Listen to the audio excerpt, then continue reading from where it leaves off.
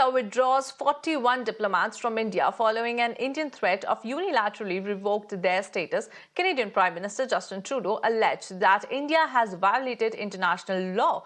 Justin Trudeau said that the Indian government is making it unbelievably difficult for the life as usual to continue for millions of people in India and in Canada.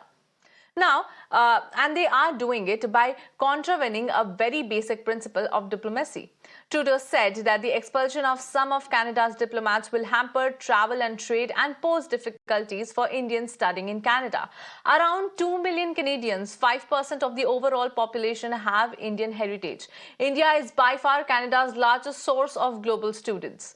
However, earlier, India rejected the idea that it had violated the Vienna Convention on Diplomatic Relations.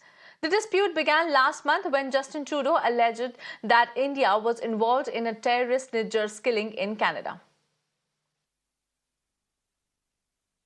The actions that the government of India took this week are themselves contrary to international law. The government of India decided to unilaterally revoke the diplomatic immunity of 40 Canadian diplomats in India. The Indian government is making it unbelievably difficult for life as usual to continue for millions of people in India and in Canada.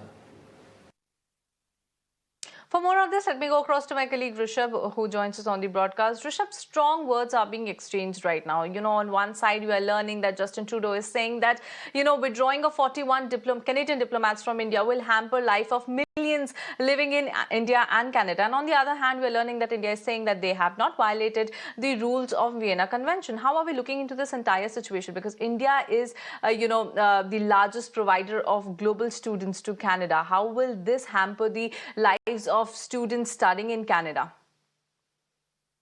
Well, it is a complex matter if we talk about how things are happening between India and Canada. This all began a month ago when Justin Trudeau, the Canadian Prime Minister, leveled some wild allegations against India. But it is very, very interesting if we talk about how things have changed in the last 1 month. It began with saying that they have credible reasons to believe, or credible allegations to believe that India was involved in Hardeep Singh Nijjar's death. But now, yesterday, when Justin Trudeau was speaking in Ontario on the sidelines of a government setup, he goes on to say that things started getting worse after we called out India for a killing where Indian government could have been, quote unquote, could have been involved. So now, even without knowing the fact, even without having actual proof in hand, even when the investigation was not over, Canada leveled these allegations against India. India took it very seriously and ensured that a strong message is sent back. In last 1 month, there have been calls for parity numerous times from Indian side. The MEA spokesperson, Aridham Bakshi, time and again have said that we want parity to happen.